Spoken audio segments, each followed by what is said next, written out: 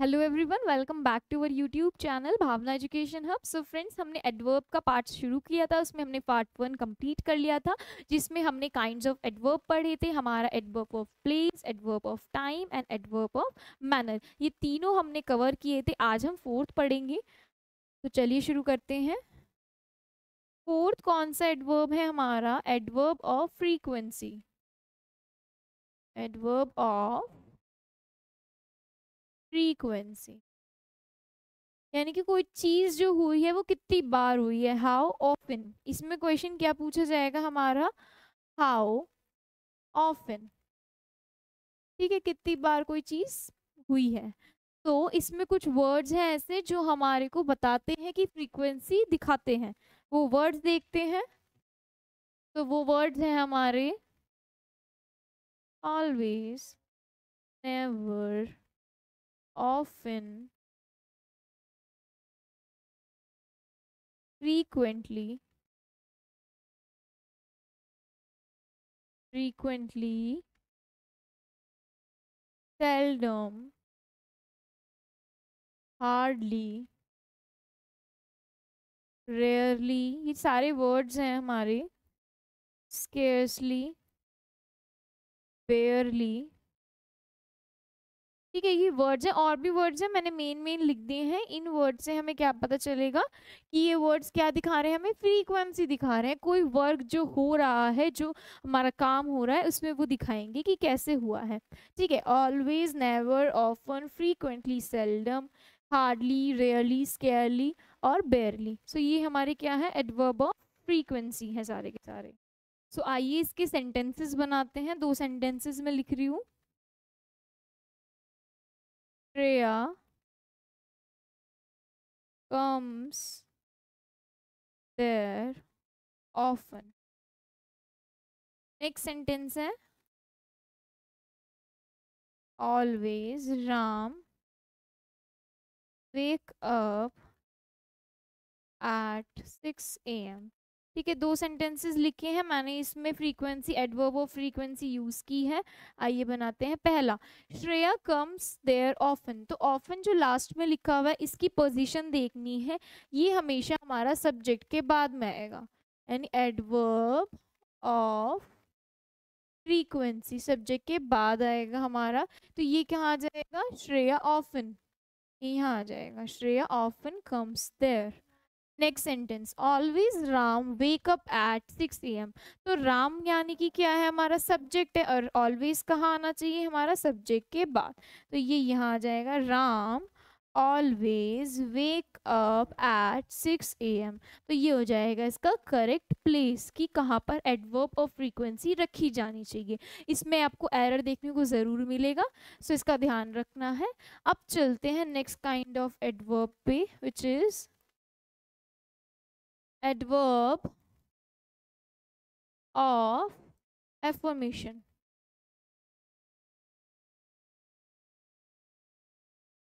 So adverb of affirmation क्या होता है? जो हाँ का जवाब देता है। चीजें, जो वर्ड्स हमें हाँ का जवाब देते हैं, वो वर्ड्स कैसे कैसे हैं? Yes, yes, of course, sure हो गया, वाई नॉट भी हमें यस का ही आंसर देता है। तो ये सारे वो वर्ड्स हैं जो हमें हाँ में जवाब देते हैं, यस।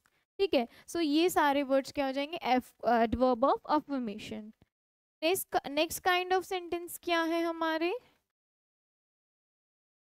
एडवर्ब ऑफ नेगेशन, यानी कि जो वर्ड्स नेगेटिव जवाब देते हैं। अब वो वर्ड्स कौन से हो गए? जो ना में जवाब देंगे, जैसे नो हो गया, और क्या हो गया? नॉट। ठीक है, और ने एक वर्ड होता है, वो भी जवाब कैसा देता है? हमें नो में जवाब देता है, तो ने। और इसमें एक वर्ड है AYA, ये। ठीक है, ये वर्ड क्या देंगे हमें? ये हाँ में और ये ना में। ठीक है, ये सारे वर्ड्स कैसे हो गए हमारे? सारे नेगेशन वाले वर्ड्स, यानी कि जो नो में जवाब देंगे। नेक्स्ट चलते हैं हमारे इंटरोगेटिव एडवर्ब में।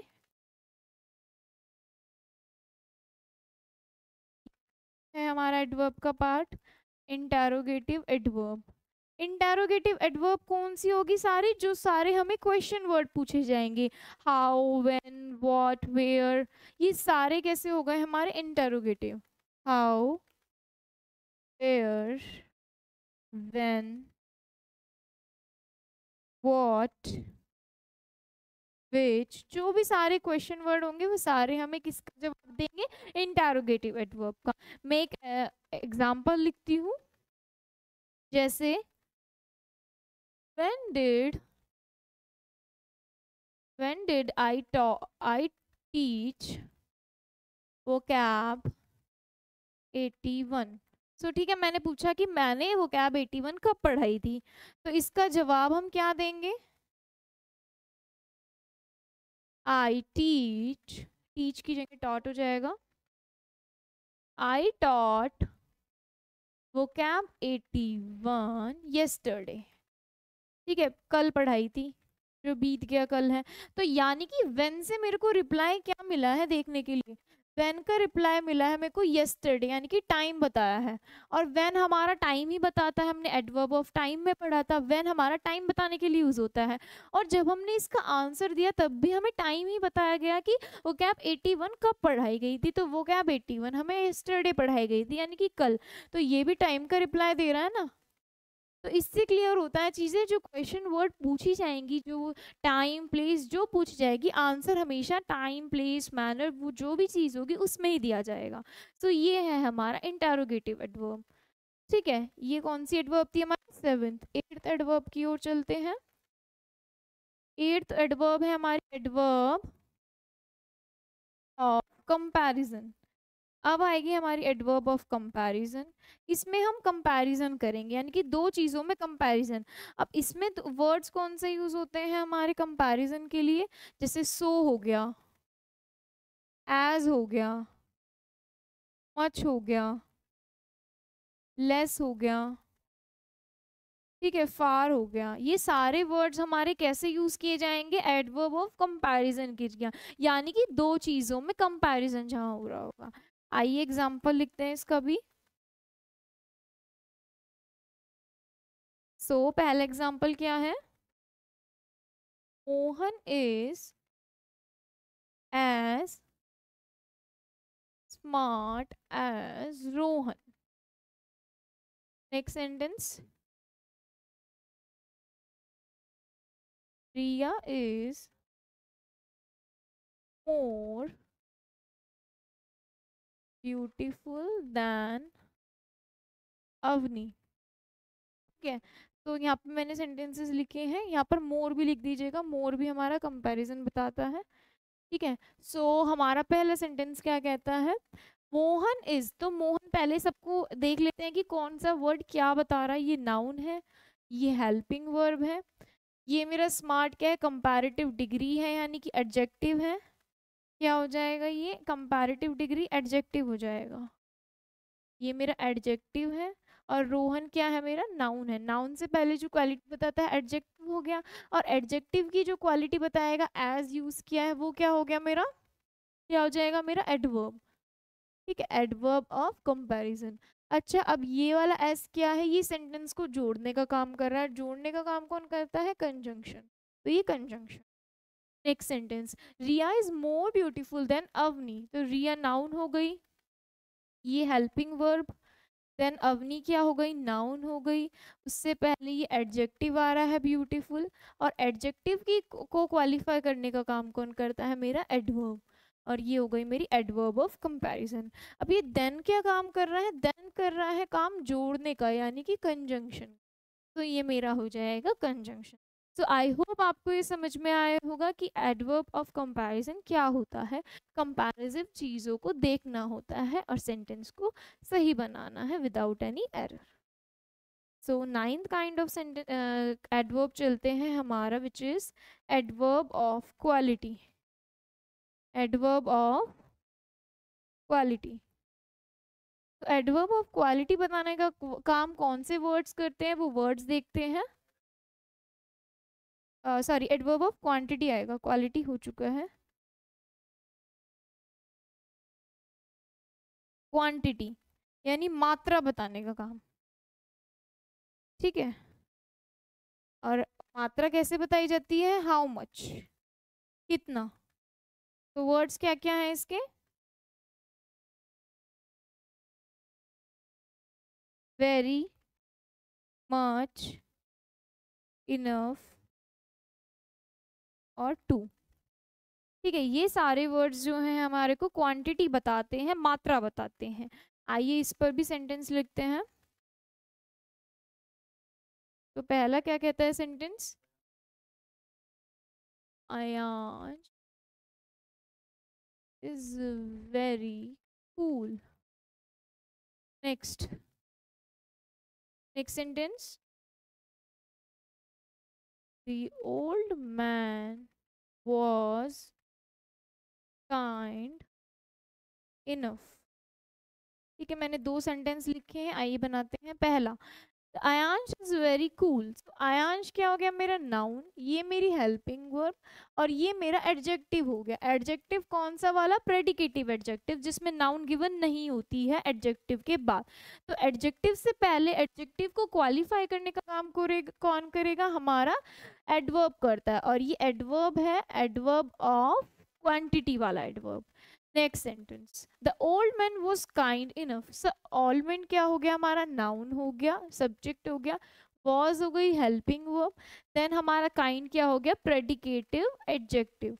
ये हो गया हमारा एडजेक्टिव, कौन से वाला? प्रेडिकेटिव। और उसके बाद उसको क्वालिफाई करने का काम कौन करता है? हमारा एडवर्ब करता है। तो ये इनफ हो गया हमारा एडवर्ब। सो यहाँ पर जाकर हमारे क्या खत्म होता है? सारे काइंड्स ऑफ एडवर्ब खत्म हो जाते हैं, ये हमारे खत्म है। नेक्स्ट चलते हैं एक नए टॉपिक की ओर।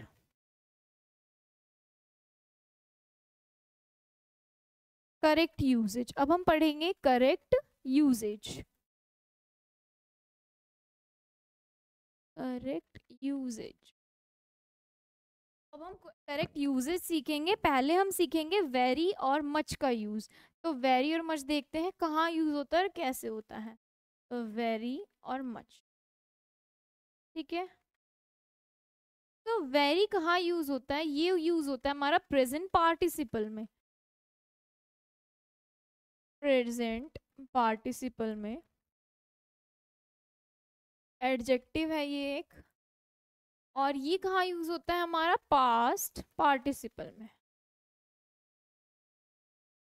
एडजेक्टिव है ये भी एक, ठीक है। और कहाँ पर यूज इसका देखा जाता है? वेरी यूज होता है हमारा पॉजिटिव डिग्री से पहले यूज, पॉजिटिव डिग्री से। और मच यूज होता है हमारा कंपैरेटिव डिग्री से, यानी कि मान लो लुक लिखा, सॉरी मैंने प्रिटी लिखा, तो प्रिटियर से पहले यूज होगा, तो कंपैरेटिव डिग्री। ये यूज होता है हमारा प्रेजेंट पार्टिसिपल में, यानी कि जहाँ वर्ब की फर्स्ट फॉर्म प्लस आईएनजी होगा। और ये यूज होता है मेरा वर्ब की थर्ड फॉर्म, जहाँ वर्ब की थर्ड फॉर्म हो।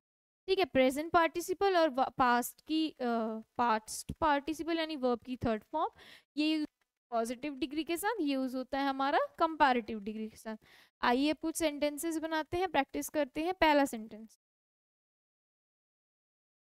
Ram is dash excited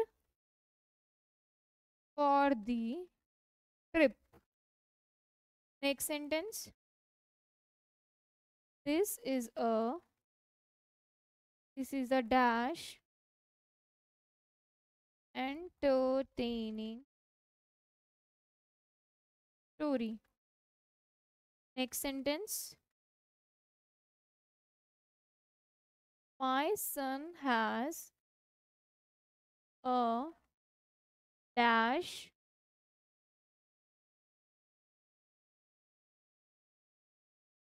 exciting nature. My son has a dash exciting nature. Next, next sentence हमारा, Rohan is, Rohan is excited dash excited for the job. Next sentence,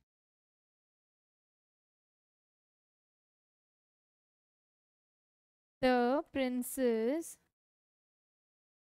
looks dash beautiful.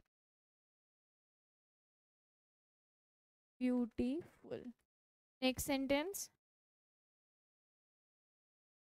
My sister is dash heavier than him. Next sentence. I feel dash worse now. ठीक है, ये 7 sentences लिखे हैं, आइए इनको बनाते हैं. सो पहला सेंटेंस क्या है मेरा? I Ram is dash excited for the trip. तो एक्साइटेड क्या है? वर्ब की थर्ड फॉर्म है. जहाँ वर्ब की थर्ड फॉर्म होगी तो क्या लगेगा? मच लगेगा हमारा. ये हो गया much. Next sentence. This is a dash entertaining story. Entertaining कैसा हो गया हमारा? वर्ब की आईएनजी फॉर्म. वर्ब की आईएनजी फॉर्म. और वर्ब की आईएनजी फॉर्म के साथ क्या लगाते हैं हम? वेरी लगाते हैं. Next sentence. My son has a dash exciting nature. तो एक्साइटिंग कैसा? फिर वी वी की आईएनजी फॉर्म हो गई, तो ये क्या लग जाएगा हमारा? वेरी लग जाएगा. Next sentence. Rohan is dash excited for the job. फिर एक्साइटेड आ गया, वर्ब की थर्ड फॉर्म आ गई यानी कि much. Next sentence. The princess looks dash beautiful. अब ब्यूटीफुल क्या है हमारा? एडजेक्टिव है. और कैसे एडजेक्टिव है हमारा? पॉजिटिव डिग्री का एडजेक्टिव है. तो पॉजिटिव डिग्री के एडजेक्टिव के साथ हम हमारा क्या लगेगा? देखिए, पॉजिटिव डिग्री के साथ हमारा वेरी लगता है, तो यहाँ पर क्या आ जाएगा? Very. Next sentence. My sister is dash heavier than him. तो हैवियर क्या हो गया मेरा? Comparative degree. और कंपैरेटिव डिग्री के साथ हम क्या लगाते हैं? मच लगाते हैं. नेक्स्ट और last sentence. I feel dash worse now. तो वर्स क्या हो गया मेरा? बैड. ये होता है मेरा बैड. क्या है मेरा? एक वर्ड है, एडजेक्टिव. इसका सेकेंड डिग्री यानी कंपैरेटिव डिग्री होता है वर्स. वर्स. और सुपरलेटिव डिग्री क्या होती है? वर्स्ट. ठीक है, तो ये वर्स है यानी कि कंपैरेटिव डिग्री है, और कंपैरेटिव डिग्री के साथ हमारा क्या लगता है? मच लगता है. ठीक है, सो यहाँ पर ये हमारा कंप्लीट होता है पार्ट. कैसा? वेरी और मच का. इसके बाद हम नई चीज पढ़ेंगे. क्वाइट पढ़ेंगे, एक नया word.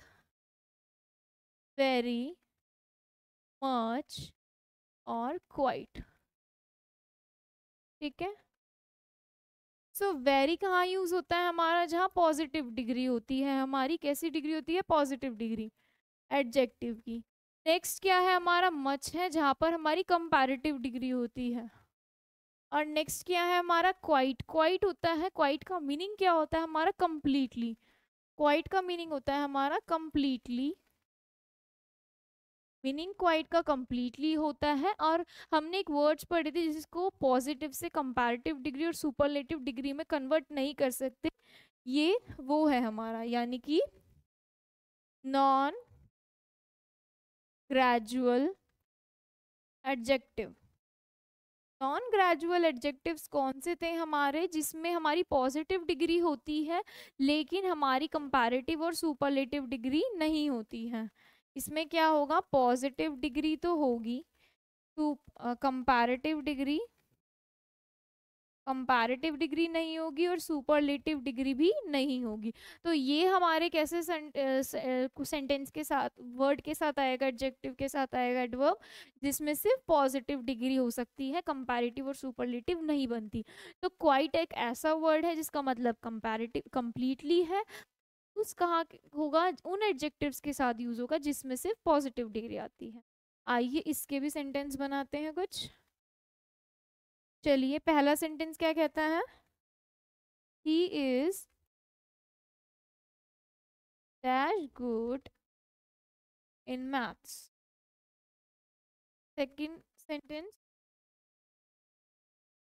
Pooja is dash braver than Shreya. Next sentence. You are dash perfect. Next sentence. Riya is dash right now. ठीक है, ये 4 सेंटेंसेस बनाते हैं, इनके ऊपर ये फिल करते हैं वेरी मच और क्वाइट. सो पहला क्या सेंटेंस कहता है, he is dash good in maths. तो गुड कैसी है मेरी, पॉजिटिव डिग्री है. जहां मेरा पॉजिटिव डिग्री आएगा वहां पे मेरे को चुपचाप वेरी भर देना है. Next sentence, Pooja is dash braver than Shreya. तो ब्रेवर क्या है मेरा, कंपैरेटिव डिग्री, और जहां कंपैरेटिव डिग्री होती है वहां क्या होता है, much. Next sentence, you are dash perfect. अब परफेक्ट कैसा है मेरा, नॉन ग्रेजुअल एडजेक्टिव है. नॉन ग्रेजुअल एडजेक्टिव क्या होता है, जिसका कंपैरेटिव डिग्री और सुपरलेटिव डिग्री नहीं बनता है. जैसे परफेक्ट का मैं परफेक्टर या परफेक्ट नहीं कर सकती हूँ, तो ये मेरा क्या हो गया, क्वाइट के लिए. यानी एडजेक्टिव कैसा, नॉन ग्रेजुअल एडजेक्टिव, इसके साथ में क्या लगाऊंगी, क्वाइट लगाऊंगी. Next sentence, Riya is dash right now. तो राइट भी कैसा वर्ड है मेरा, राइट का मैं राइटर या राइटेस्ट नहीं बनाऊंगी, ये भी नॉन ग्रेजुअल एडजेक्टिव है. इसके साथ में मैं क्या यूज करने वाली हूँ, क्वाइट यूज. ठीक है, सो ये हमारे कैसे थे, वेरी मच और क्वाइट. ठीक है, अब इसके बाद हम नया कॉन्सेप्ट पढ़ेंगे. हमने वेरी, नाउ और वेरी मच और क्वाइट का पढ़ लिया है. इसके बाद हम पढ़ेंगे कॉन्सेप्ट ओनली का. ओनली, सो ओनली, ओनली की बात पढ़ते हैं. अब मैं पहले 3 सेंटेंस लिख देती हूँ. सेंटेंस का लिखना ज़रूरी है, अब उसके बिना नहीं समझ में आएगा. तो only he comes to the party. Next sentence, he only comes to the party. The party, यहाँ पर came लिख लेते हैं, AM. ठीक है, next sentence, came the party. तो अब इसका ओनली का मतलब समझते हैं, जहां जहां भी हमने ओनली लिखा है. तो एक ओनली ये रहा, एक ये रहा और एक ये रहा. ठीक है, तो पहला sentence, only he comes to the party. तो यहाँ पर ओनली का मतलब क्या दे रहा है कि सिर्फ केवल वही आया और कोई नहीं आया, यानी कि नोबडी एल्स. यही आया और कोई नहीं आया, नोबडी एल्स केम. ठीक है, कोई और नहीं आया. Next sentence, he only came to the party. यानी कि वो सिर्फ आया और कुछ नहीं किया उसने, यानी कि वो आया और चला गया. So he only came to the party. So आया और कुछ नहीं किया, यानी कुछ भी नहीं किया. तो लिख देती हूँ, सिर्फ आया, केवल आया.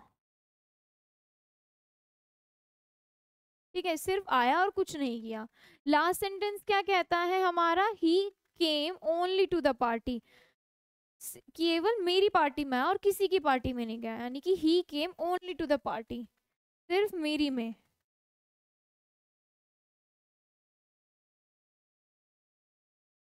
केवल मेरी में, यानी कि सिर्फ मेरी पार्टी में आया और कहीं और पार्टी में नहीं गया, यानी कि उस दिन बहुत सारी पार्टी हो रही होगी. तो देखिए, ओनली का मतलब जब आगे था तो उसका मतलब आया कि कोई और नहीं आया, सिर्फ वही आया. ओनली का मतलब जब था कि हमारा only came to the party, ये केवल आया, सिर्फ आया और कुछ भी नहीं किया, चला गया. ठीक है, ही केम ओनली टू द पार्टी, यानी कि सिर्फ वही आया, आया केवल मेरी पार्टी में आया. ठीक है, तो अब इसका मतलब क्या देता है हमारा, ओनली दो चीजें सिखाता है. ओनली दो बातें सिखाता है. पहला तो जिस वर्ड के आगे वो लिखा होगा उसको क्वालिफाई करेगा, क्वालिफाई द वर्ड. यानी जिस वर्ड के आगे वो लिखा होगा उस वर्ड को क्वालिफाई करने का काम करेगा. और दूसरा क्या करेगा, gives a parallel possible meaning, यानी इसके साथ साथ एक पैरेलल पॉसिबल मीनिंग भी देगा.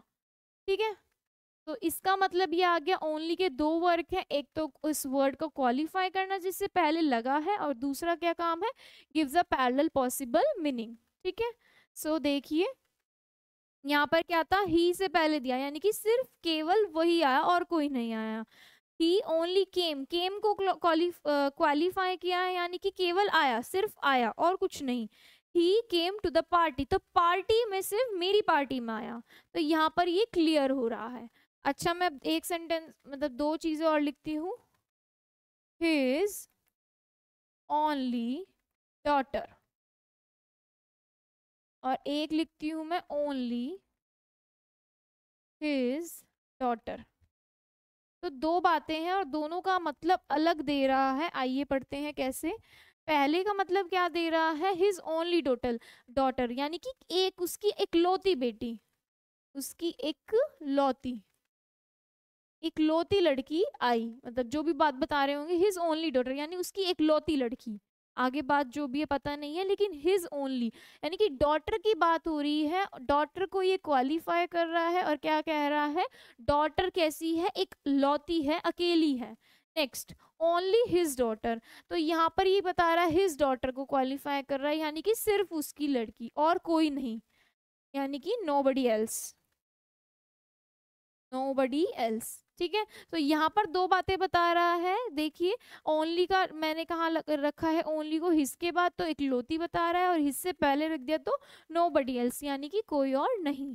आइए इस पे एरर करते हैं। पहला, her only husband died in the car accident. ठीक है, next sentence, her husband only died in the car accident. ठीक है, दो सेंटेंस लिखे हैं, आइए देखते हैं इसको कैसे बनाना है। तो पहला सेंटेंस क्या कहता है, हर ओनली हस्बैंड, तो हस्बैंड के बारे में बता रहा है कि इकलौता हस्बैंड। तो अब पति तो इकलौता ही होगा ना, दो से ज्यादा तो नहीं होंगे ना, एक से ज्यादा तो नहीं होंगे ना। तो यानी कि बता रहा है हस्बैंड के ज्यादा होने का इशारा दे रहा है, तो एक से ज्यादा तो हस्बैंड नहीं हो सकता, तो यानी कि गलत है। ठीक है, ये सेंटेंस ही गलत है, यहाँ पर ओनली हस्बैंड से पहले नहीं आ सकता है। यहाँ पर देखिए क्या लिखा है, gives a parallel possible meaning. तो पैरेलल पॉसिबल मीनिंग क्या दे रहा है कि एक से ज्यादा हस्बैंड तो नहीं हो सकते। तो ओनली का जो हमारा हमने जहाँ पर रख रखा है, ओनली को जहाँ प्लेस किया है, वो जगह ही गलत है, सेंटेंस भी गलत हो गया इस वजह से। Next, her husband only died in the accident, car accident.